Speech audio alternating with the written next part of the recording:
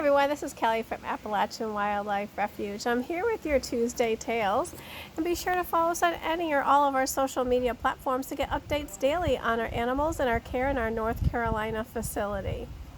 Please watch the end. You'll hear this week's Tuesday Tales trivia question and the answer to last week's Tuesday Tales trivia question. This week I'm going to read Up the Creek. And this book is special to me because my parents had actually gone to Alaska and purchased this book up there, knowing that I'm a teacher, and this is a great book about teamwork. So I am here coming to you from Maine. Usually I was at the beach this summer, but it's a little cool today. I have my Portland Sea Dogs sweatshirt on. They're actually a farm team of the Boston Red Sox. They didn't get to play this summer because of the pandemic, but we always want to support our local teams. So this is Up the Creek, perfect for teamwork, and it's a great story for your first week of school. So teachers, if you are listening to this is a great book too. There was once a bear, a moose, and a beaver who were the best of friends, though they often disagreed.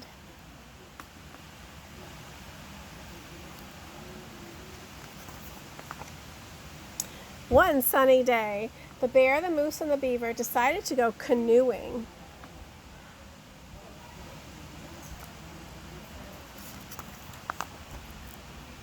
The moose wanted to steer, but so did the bear and the beaver. They all sat in the stern. Look what happened. With so much weight in the back of the canoe, it tipped, and they ended in the water.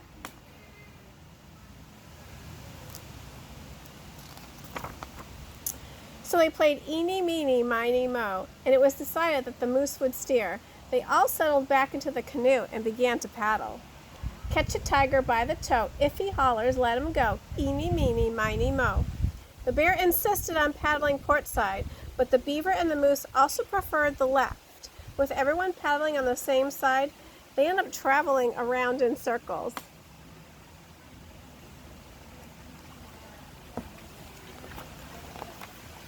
Soon their arms grew tired, and they began to switch sides. That's when they finally started to travel in a straight line. But just as they began to make progress, they came to a beaver dam. They had all different ideas how to get across. The beaver wanted to push the canoe, but that didn't work. The moose thought they should pull the canoe. That didn't work either. Fortunately, the bear figured it out. The only way across was to portage, or to carry.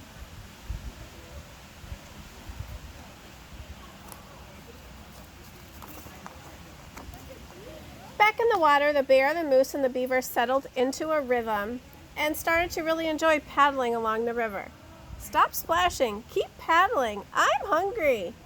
But it wasn't long before they began to argue. They argued so loudly that they didn't notice that the current was growing stronger on the quiet rumbling in the distance.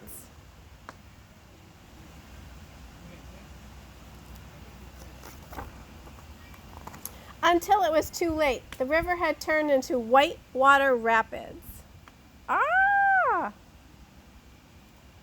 Going over.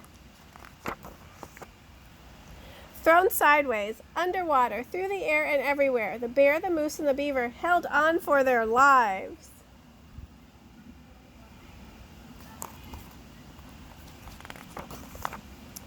Exhausted, bruised, and wet, the three friends landed on a rock in the middle of the rapids.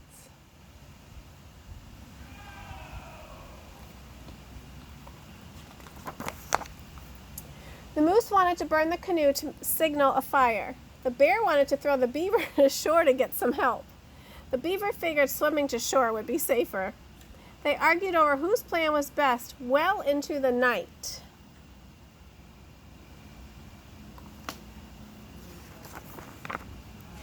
We can do it. The next morning, it dawned on the bear, the moose, and the beaver that they'd have to work together to make it home safely. So they climbed into the back of their battered canoe and took a deep breath and ran the rapids.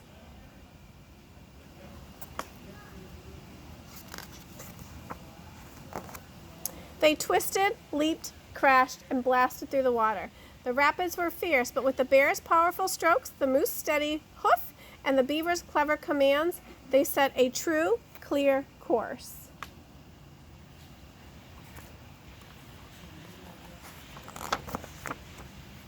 At last, the bear, the moose, and the beaver made it to shore.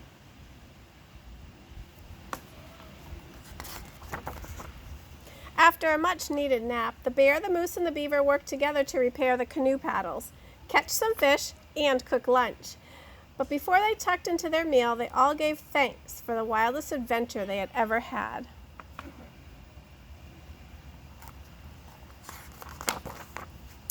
Rested and relaxed, the bear, the moose, and the beaver were ready to set out for home. After taking a long look at the raging rapids, they decided to walk. Who could disagree with that? And so that's up the creek, and it really shows us about the importance of teamwork and also compromising.